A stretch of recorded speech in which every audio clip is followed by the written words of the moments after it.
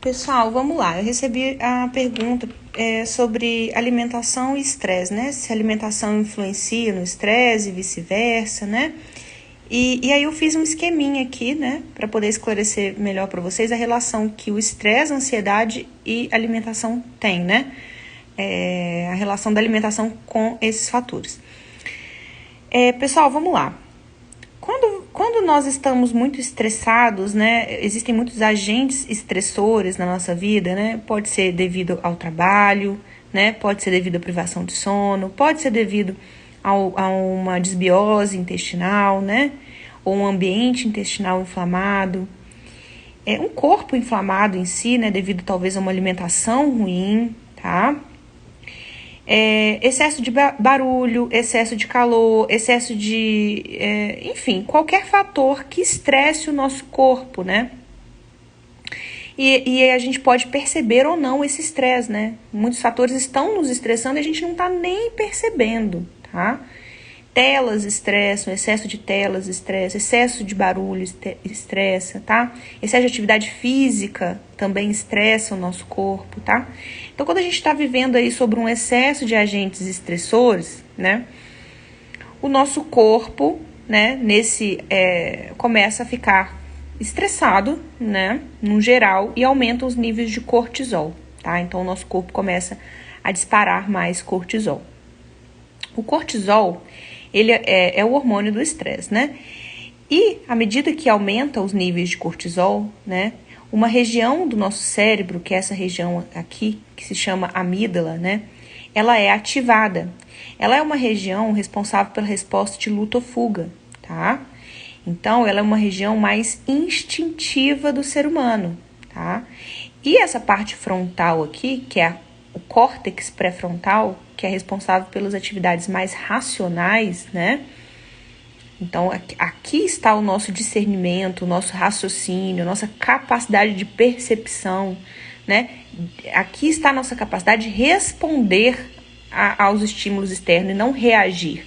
E aqui está responsável a nossa capacidade de reagir instintivamente aos estímulos externos.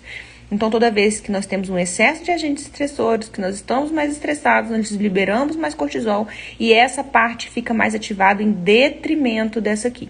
Então, a gente acaba agindo mais por impulso do que pela razão, tá? Então, a gente age mais pela emoção do que pela razão quando nós estamos estressados, tá? E acontece, então, uma cascata hormonal, né? De resposta à luta ou fuga, né? Então, geralmente a pessoa fica mais irritadiça, a pessoa fica mais reativa, a pessoa fica mais impulsiva, tá? E à medida que a pessoa fica mais impulsiva, né, mais reativa, que tem uma menor capacidade de responder racionalmente ao meio, né, ela acaba buscando instintivamente, né, e de maneira pouco consciente, tudo que vá minimizar esse estresse aqui, nem que seja momentaneamente, tá? Porque ela não está com as suas faculdades racionais muito funcionantes, né? Então ela busca rapidamente um alívio para esse estresse, né? E de forma impulsiva e pouco consciente, então a pessoa acaba buscando por tudo aquilo que traz conforto, alívio, tudo aquilo que libera dopamina. Então, alimentos ou substâncias ou atitudes dopaminérgicas, né? E aí, quando a gente está na esfera da alimentação, né? Existem pessoas que vão para as drogas, existem pessoas que vão para a bebida alcoólica, existem pessoas que vão para talvez aí buscar talvez uma traição, pornografia. As pessoas vão atrás de substâncias dopaminérgicas quando elas estão muito ou ansiosas, porque a ansiedade excessiva ela também gera estresse, também aumenta os níveis de cortisol e suprimem essa capacidade de racional, né? Então nós ficamos menos racionais e aumenta essa busca desenfreada e instintiva, né? Por alimentos ou substâncias ou atitudes dopaminérgicas, tá bom? Tudo isso em busca de aliviar momentaneamente essa tensão, esse estresse / ansiedade, tá? Ansiedade também provoca isso, tá? O ideal, pessoal, é que a gente interrompa essa cascata aqui, tá? Eu já vou falar um pouquinho mais sobre isso. Mas, retornando ao tópico alimentação, né? Então, a pessoa vai buscar que tipo de alimentos que são mais dopaminérgicos. Que tipo de alimentos são mais dopaminérgicos? São alimentos hiperpalatáveis, hipercalóricos, ricos em açúcares, gorduras e calorias. Não é uma alface, não é um tomate, não é uma carne magra, não é um pratinho, uma salada, um alimento que sim, faz muito bem para a saúde e é protetivo, né? Mas que nesse momento não é o que a pessoa vai buscar, tá? Porque ela quer algo que vai hiperestimular uma região do cérebro dela, que é o núcleo accumbens, ligada à recompensa, tá? Ligada ao prazer e à recompensa. Então, ela vai buscar alimentos dopaminérgicos. Então, ela vai atrás desses alimentos aqui. E como ela vai nessa impulsividade, nessa consciência reprimida dela, suprimida, né? E buscando por esses alimentos, geralmente ela busca, né, de maneira impulsiva, e geralmente ela já começa a apresentar um comer transtornado. Então isso aqui pode agravar quadros de compulsão, o estresse pode agravar quadros de comer transtornado, e se a pessoa já tem um transtorno alimentar, de compulsão alimentar, por exemplo, isso é agravado nesse momento, tá? É agravada mediante situações de muita ansiedade e estresse. Tá? Uma pessoa que tem um quadro de compulsão alimentar, ela não tem quando ela está tranquila e relaxada. Geralmente ela está sobre ansiedade ou estresse, tá? Ansiedade ou estresse.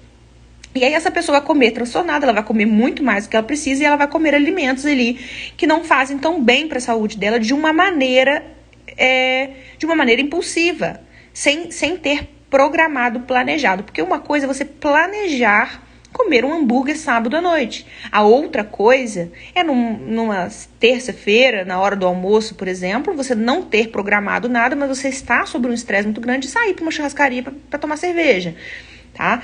Então, esse é o problema dessa cascata, né? Você perde o seu controle, né? Você sabe que ali não era o momento, não era a hora, a quantidade de comida não é adequada, mas você se rende a esses impulsos. E você tem realmente muito pouco controle, tá? O controle aqui é possível, sim, paralisar isso aqui. Mas não é tão simples, tá? E esses alimentos, tá, pessoal? Farináceos, ricos em carboidratos simples, né? Pão, bolo, biscoito, bolacha, doce, alimentos ricos em açúcares no geral, pizza, fast food, alimentos muito calóricos, ricos em gorduras, que são esses alimentos aqui, né? Mais dopaminérgicos. Eles engordam muito mais, ainda mais se você comer transtornado, ou seja, comer demasiadamente, fora de hora, em quantidades exageradas, frequentemente. Então, quanto mais a pessoa se estressa, todo dia vai vivendo à base de fast food, né? Vira um vício realmente, né? Ela vai acumulando cada vez mais gordura, isso faz com que libere cada vez mais citocinas inflamatórias, aumenta cada vez mais a insulina, ela acaba gerando um estresse metabólico no corpo dela, o corpo dela começa a ficar inflamado e adivinhe, essa inflamação, esse acúmulo de gordura, esse estresse metabólico é mais um fator para corroborar para esse excesso de agentes estressores. Então, a pessoa, não basta ela estar estressada no trabalho, não basta ela talvez ter uma privação de sono, não basta o barulho, não basta o calor, ela está dentro de um corpo metabolicamente estressado, dentro de um corpo estressado. Então, a pessoa já começa a não ir no banheiro direito, ela já começa a se sentir desconfortável, ela já começa a ficar mais lenta, mais fadigada, mais cansada, ela já não dorme direito por causa do corpo dela também que está inflamado. Então, ou seja, vai agregar aqui mais um agente estressor. E adivinhe, aí junta com a falta de gestão da carga de trabalho, a falta de uma higiene do sono, a falta de alimentos de verdade, né? O que são alimentos de verdade? Frutas, vegetais, hortaliças, carnes e ovos, né? E outros agentes estressores, e ela vai voltar para essa cascata toda de novo aqui. Então, assim, pessoal, existem algumas maneiras de barrar isso aqui, tá? Uma delas, pessoal, é evitar esse excesso de agentes estressores. Então, a gente precisa desligar o celular, fazer uma higiene do sono, verificar se essa carga de trabalho realmente não está excessiva, né? Barulho, calor, né? Eu não sei o que tá te estressando, né? Mas é importantíssimo que você comece a dosar isso, né? Realmente dosar isso, né? Porque até que ponto vale a pena você se submeter a tantos agentes estressores assim? Perceba o seu corpo, tá? Então, uma maneira de barrar isso é aqui, tá? Uma maneira de barrar isso é aqui. É reduzindo esses fatores estressantes para que você tenha uma vida diária mais leve, mais tranquila, para que você chegue ali no final do seu dia, às 17, 18 horas, e você não chegue em casa estressado, cansado, tendo aí praticamente um burnout, né? Que é uma estafa, um esgotamento. Não, você tem que chegar no final do seu dia tranquilo, de maneira que seu córtex pré-frontal continue funcionando e que sua amígdala aqui não seja hiperativada devido ao excesso de cortisol, tá? Atividade física moderada, né? Então tem pessoas que também exageram nesse ponto. Eu não sei, cada um tem que se avaliar aqui nesse ponto. E outra maneira de você impedir que tudo isso aconteça, né? É você, por exemplo, já facilitar o acerto e dificultar o erro, né? Então, você já sabe que em certos momentos do seu dia isso aqui está acontecendo. Então, você já desinstala o seu aplicativo de comida, você já deixa uma refeição mais saudável preparada, né? Você já separa ali uma velinha para você colocar no banho, para você tomar um banho com velinha. Eu não sei, mas uma maneira de você facilitar decisões mais conscientes. Você já sabe que você vai estar estressado, você já sabe que você vai ter um maior impulso por esses alimentos, então você tem que facilitar a sua vida. Se você deixar um aplicativo de comida instalado, né, se você, enfim, você vai pedir. Saiba você que você tem pouca capacidade de responder conscientemente depois que você está estressado. Então você tem que facilitar a sua vida. Já deixa uma comida saudável preparada, já deixa uma roupa de caminhada separada, que aí você já sai estressado, já vai caminhando, ou já vai tomar um banho direto com luz de velas, coloca uma música, tá? Você tem que paralisar isso aqui para que você possa então quebrar esse quadro, né? E que você possa então fazer escolhas mais conscientes. Então se prepare, se organize de maneira a facilitar o acerto e dificultar o erro, tá? Então é isso. E onde mais você pode trabalhar, né? Depois que você já viu que você está estressado, que começou isso aqui, né? É trabalhar a sua mente. Existem chaves que você pode trabalhar que você vai quebrando essa ansiedade aqui, né? É o diálogo interno que a gente fala, né? Ali a maneira como você reage às suas circunstâncias externas. Então, além de você mudar o seu externo, a maneira como você encara isso daqui, né? A maneira como você interpreta o meio, né? A maneira como você enxerga pode paralisar todo esse processo. Existem pessoas que ficam cada vez mais resilientes, né? Então elas suportam muito mais o estresse porque elas trabalharam a mente dela de tal maneira que elas não enxergam mais as circunstâncias como tão estressoras, tá? Então existem pessoas que se estressam por pouca coisa, existem outras que dificilmente elas se estressam. E qual a diferença entre elas? A mentalidade, tá? Então uma forma de você evitar que isso aqui se desencadeie é trabalhando a mentalidade. Tá? Mas isso não é um passe de mágica, né? Não é do dia para a noite. Existem alternativas psicoterapêuticas para a pessoa aprender a lidar com circunstâncias, situações da vida que estão levando ela a um estresse exagerado. Tá? Terapia cognitivo-comportamental ou até mesmo uma psicanálise para entender por que a pessoa não somente está se submetendo a um excesso de fatores estressantes, mas porque também esses fatores a estão estressando tanto. Então tem que trabalhar nas duas vertentes, tá?